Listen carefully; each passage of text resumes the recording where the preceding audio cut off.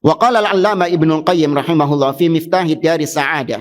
Berkata Ibnul Qayyim dalam kitabnya Miftah Daris Sa'adah, wa ta'ammal hikmatahu ta'ala fi an ja'ala mulukal ibadi wa umara'ahum wa wulatahum min jinsi a'malihim.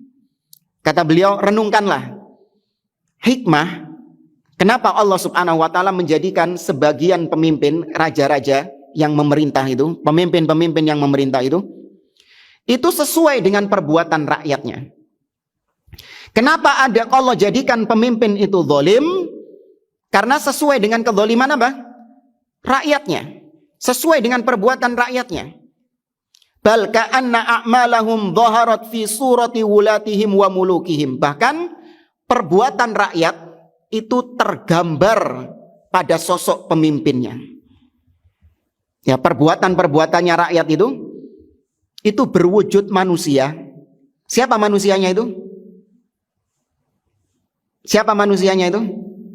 Pemimpin. Jadi apa yang diperbuat sama rakyat, maka itu akan tercermin kepada pemimpinnya. Ya, maka pemimpin itu adalah cerminan dari perbuatan rakyat. Fa in istaqamu istaqamat mulukuhum wa in adalu adalat alaihim wa in jaru jarat mulukuhum wa ulatuhum. Apabila rakyat istiqomah, maka pemimpinnya juga istiqomah. Apabila rakyat itu menyimpang, maka pemimpinnya juga menyimpang. Apabila rakyat itu zalim, pemimpinnya juga zalim. Allah berfirman dalam surah Al-An'am, wa kadzalika ja'alna likulli nabiyyin wa kadzalika nuwalli ba'dadh-dhalimina ba'dhan bima kanu yaksibun. Demikianlah kami jadikan orang-orang zalim itu menjadi pemimpin atas sebagian orang zalim yang lain karena sebab kezaliman-kezaliman mereka. Ada pepatah Arab mengatakan, kama takunu yuwalla alaikum. Sebagaimana diri kalian, maka begitulah pemimpin kalian. Ummalukum a'malukum. Pepatah yang lain mengatakan, pemimpin kalian itu adalah perbuatan kalian. Ya, pemimpin kalian itu perbuatan kalian. Kemudian juga kata Ibnul Qayyim, walaysa fil hikmatil ilahiyah an yuwalla 'alal asyraril fujjari illa man yakunu min jinsihim.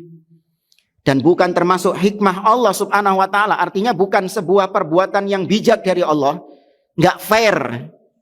Ya, bahasa kita enggak fair. Kalau misalnya orang-orang yang fajir, orang-orang yang buruk itu memimpin orang-orang yang adil, itu enggak fair. Nggak match. Yang match itu, yang adil, yang fair adalah, yaitu Allah jadikan orang-orang yang fajir, yang buruk, itu pasti memimpin orang-orang yang buruk juga. Ya, pasti memimpin orang-orang yang buruk juga. Walamma kana sadrul awal khiyarul quruni wa abarraha kanat wulatuhum kadzalik. Falamma syabu syibat lahumul wulatu fa hikmatullahi ta'ba an yuwalla alaina fi mithli hadhil azman ay fi asrihi rahimahullah. Ketika para sahabat generasi awal umat ini, mereka adalah orang-orang yang baik, orang-orang yang soleh. Ya, para sahabat adalah orang-orang yang baik, orang-orang yang soleh, taat kepada Allah Subhanahu wa taala. Maka enggak heran kalau yang memimpin mereka juga orang-orang apa? Orang-orang baik.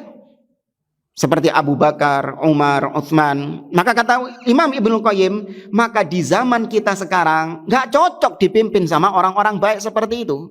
Karena kualitas rakyat sudah jauh menurun kualitasnya daripada generasi pertama itu.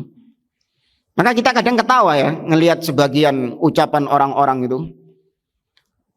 Kita rindu sosok pemimpin seperti Umar Ibn Khattab. Ya, kita ingin pemimpin seperti Umar Ibn Khattab. Lu ngoco, Mas. Iya, ngaca. Kondisi kaum muslimin seperti ini, kezaliman di mana-mana, kesyirikan, kebid'ahan, kemaksiatan.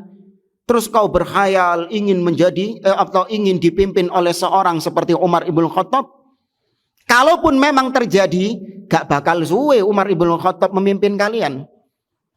Sediluk tok, sebentar tok Umar Ibn Khattab memimpin kalian, pasti kalian lengserkan. Karena kesolihan yang ada pada Umar gak cocok sama kezaliman kalian itu. Gak match.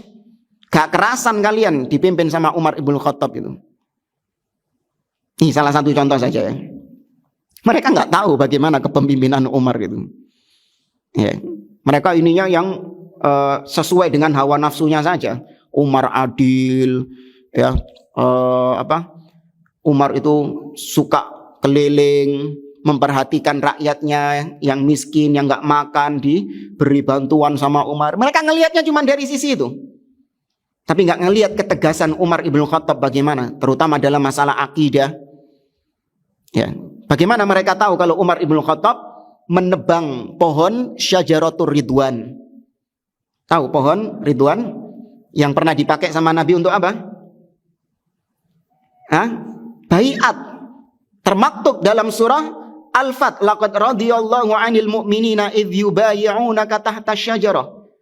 Ketika di zaman Umar banyak sebagian kaum muslimin yang ngalap berkah di pohon itu. Diapain sama Umar? Ditebang del. Nah itu kalau kaum muslimin di zaman sekarang yang hati mereka terpaut dengan kesyirikan, suka ngalap-ngalap berkah, lihat perbuatannya Umar seperti itu, diapain? Dasar Umar Wahabi. Iya, Umar bin Khattab dituduh Wahabi sama mereka. Iya. Kemudian contoh juga Umar ibn Khattab ketika dulu di beliau masa pemerintahan beliau punya aturan, la yabi'u fi suqina hadza illa al-faqih. Tidak boleh ada orang yang berjualan di pasar ini kecuali yang paham fikih jual beli. Ya, yang paham fikih jual beli. Yang nggak paham fikih jual beli gak oleh dodolan. Nah itu orang-orang yang katanya tadi rindu dengan kepemimpinannya Umar. Ya apa kalau Umar bikin program seperti itu? Sedangkan mereka orang-orang yang jahil terhadap fikih jual beli. Gak dodolan nih gilaan nih. Wah ini mematikan ekonomi. Dilengserkan Umar, gak bertahan lama. Lengser Umar ibn Khattab. Gak cocok sama kedoliman mereka, gak match.